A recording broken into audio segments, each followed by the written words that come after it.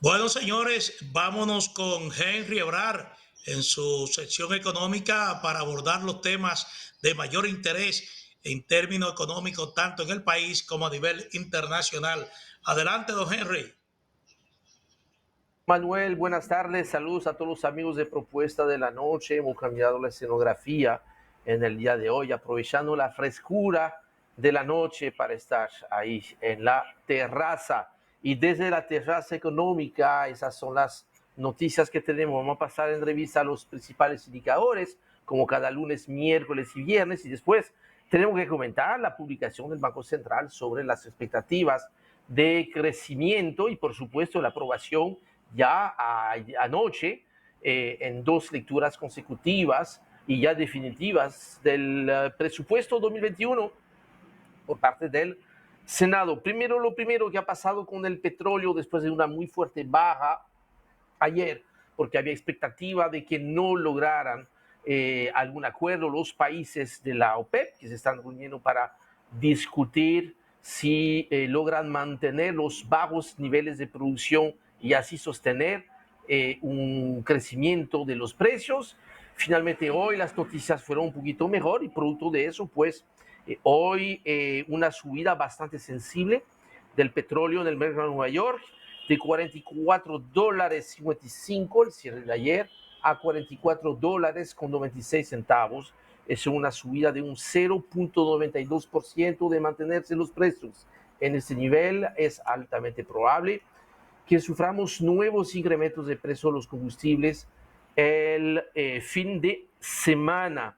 El oro, que había sufrido una muy fuerte caída en las últimas semanas, más de $200 se había cotizado por encima de los $2,000, había caído debajo de los $1,800 al final de la semana pasada.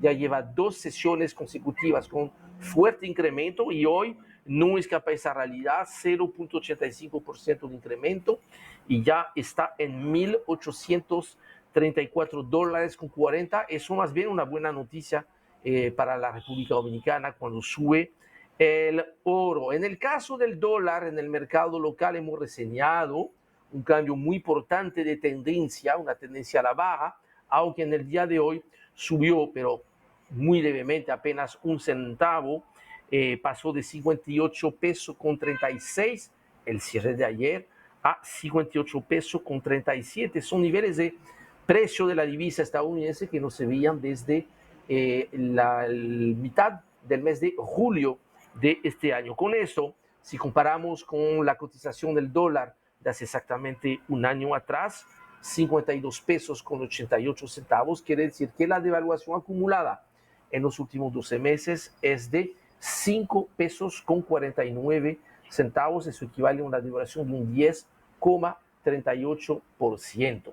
Vamos entonces con datos importantes que publicó el Banco Central de la República Dominicana durante el pasado fin de semana, indicando que poco a poco la economía dominicana se está recuperando en el sentido de que si bien sigue cayendo, el ritmo de caída se está reduciendo. Me explico.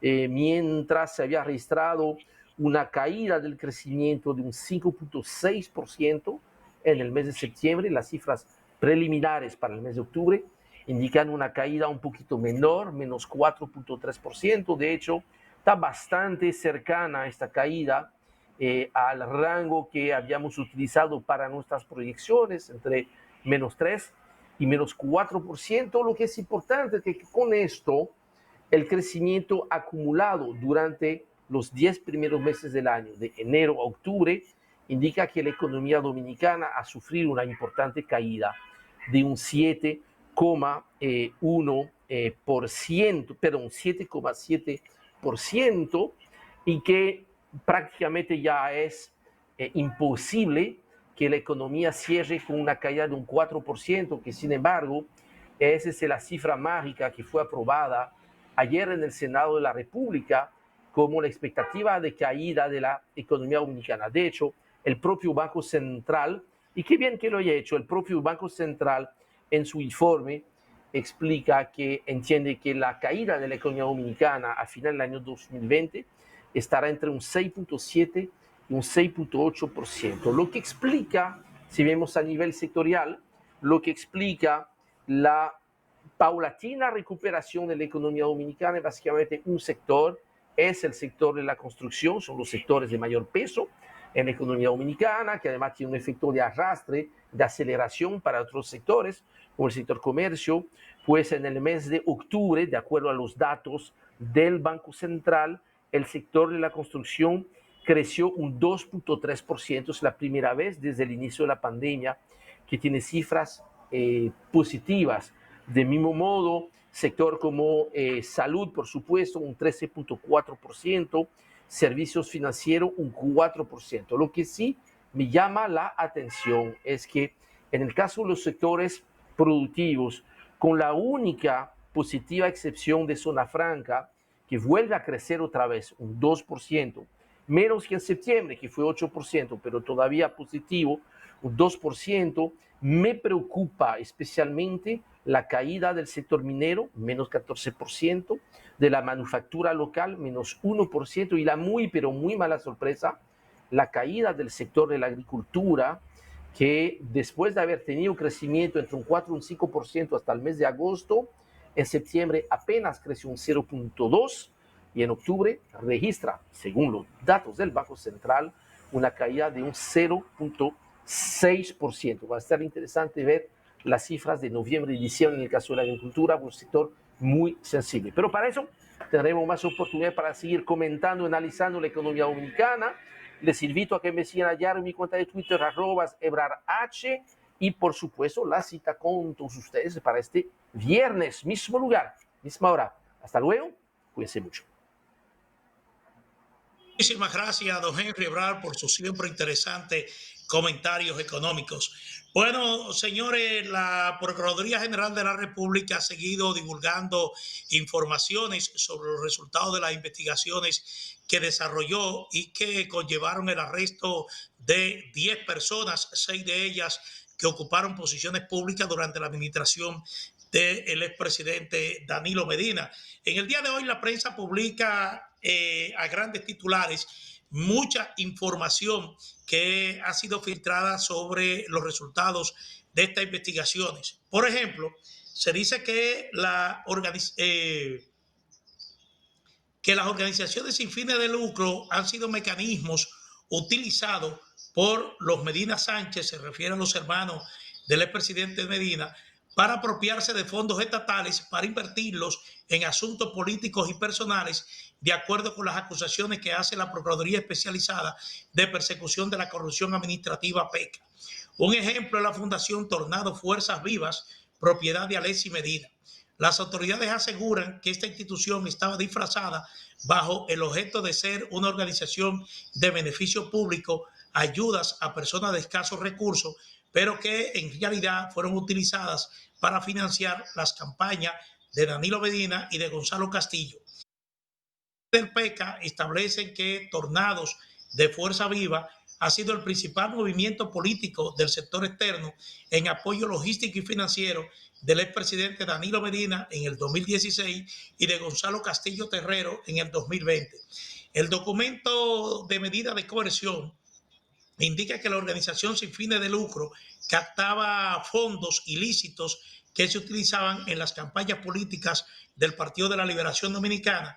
Mencionan que en los informes de ingresos y gastos presentados ante la Junta Central Electoral el 28 de agosto del 2020, indica que Juan Esteban Suriel Suazo, presunto testaferro de Alexis, donó 11 millones de pesos, además de financiar otros gastos que incurrieron en la campaña de Gonzalo Castillo.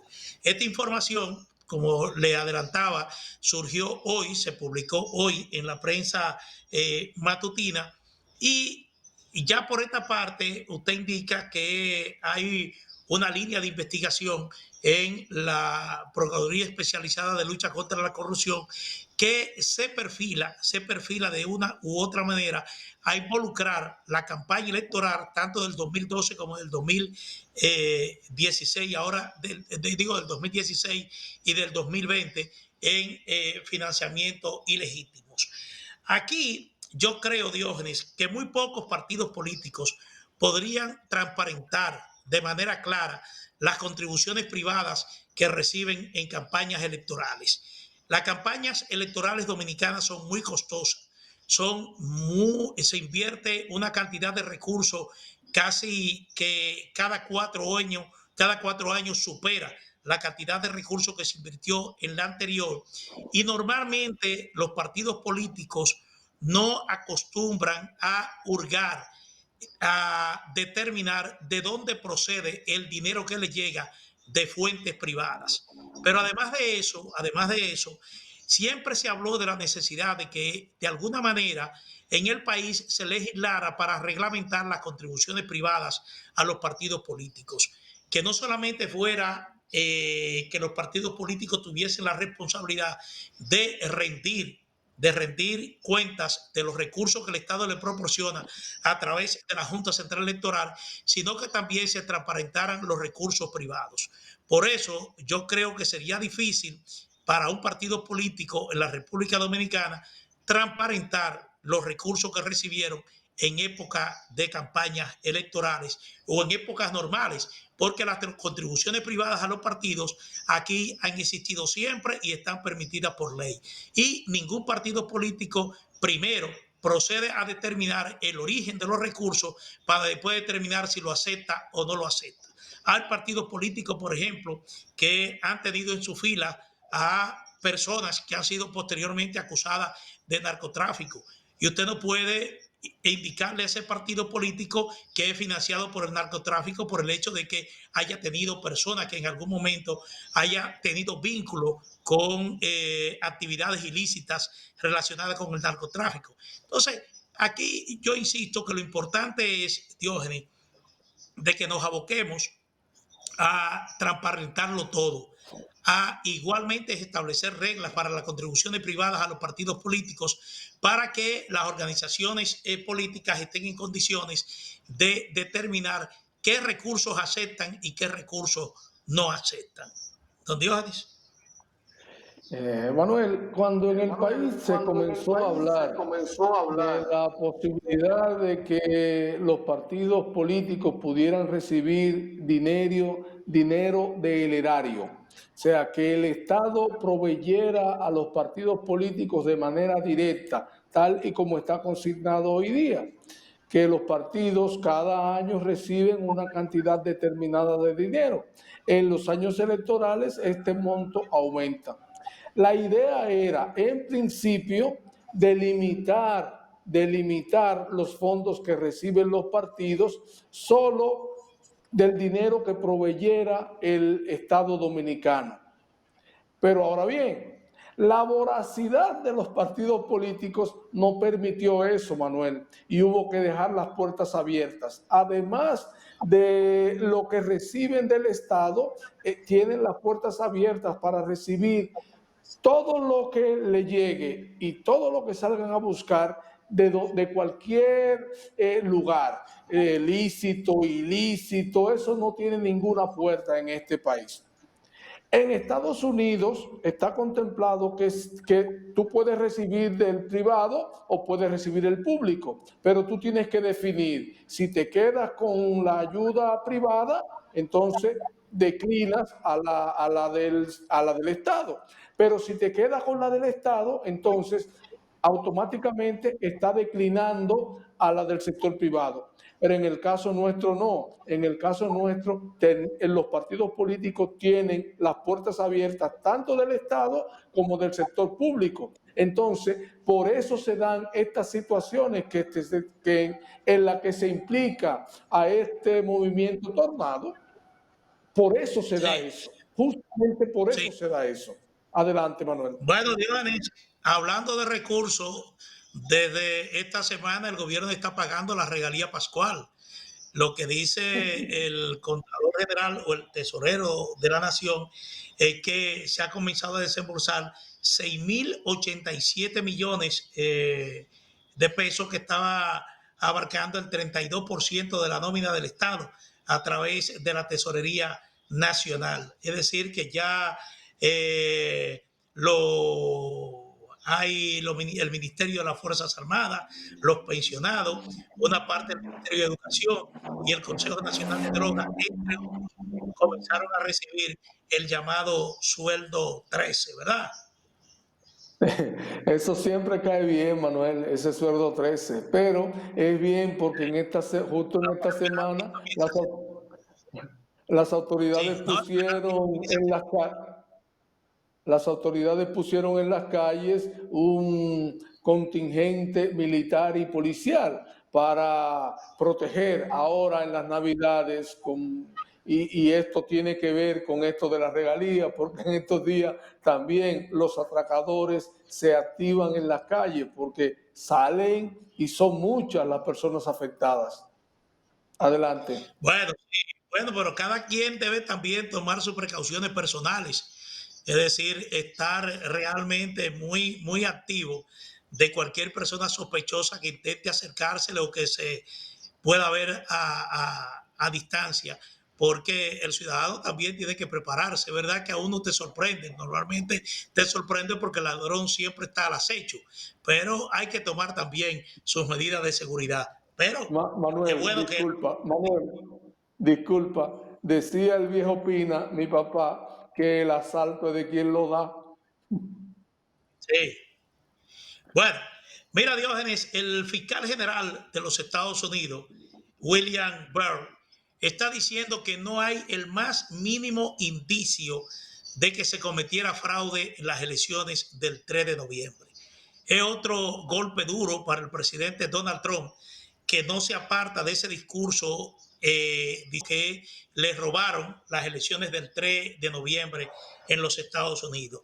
Ya Donald Trump ha perdido una veintena de demandas judiciales que ha presentado en corte de los Estados Unidos y ya lo que la certificación de los resultados electorales en varios estados claves ya hace irreversible el triunfo del candidato demócrata Joe Biden. Joe Biden incluso ya ha comenzado a nombrar sus principales colaboradores, sobre todo en el área económica, particularmente en el área del tesoro, en el área de la finanza, y ya ha comenzado a recibir informes de inteligencia, lo que indica que las principales agencias de los Estados Unidos ya lo dan por un hecho como el candidato, el presidente electo de los Estados Unidos. Lógicamente habrá que esperar el 14 de diciembre cuando se reúne el colegio electoral, y el colegio electoral, de acuerdo a las leyes electorales de los Estados Unidos, es quien oficialmente ya eh, eh, elige al nuevo presidente de los Estados Unidos, pero ya la ventaja de Biden es más que evidente. Son 303 votos electorales sobre 223 y pico del presidente Donald Trump. Bueno, Diógenes, brevemente, porque ya casi nos vamos. No, Manuel, solo decir que en este caso William Barr no es nadie ligado al Partido Demócrata, es muy lo contrario, es un hombre eminentemente republicano, es decir, que eso, digamos, ya le da el toque final a que Biden es el presidente electo de los Estados Unidos. Adelante, Manuel. Bueno, señores, muchísimas gracias por su sintonía. Diógenes Espina, un servidor, Manuel Jiménez, los invitamos para mañana a las 6 de la tarde para que estén nuevamente con nosotros por Digital 15. Les deseamos muy buenas noches.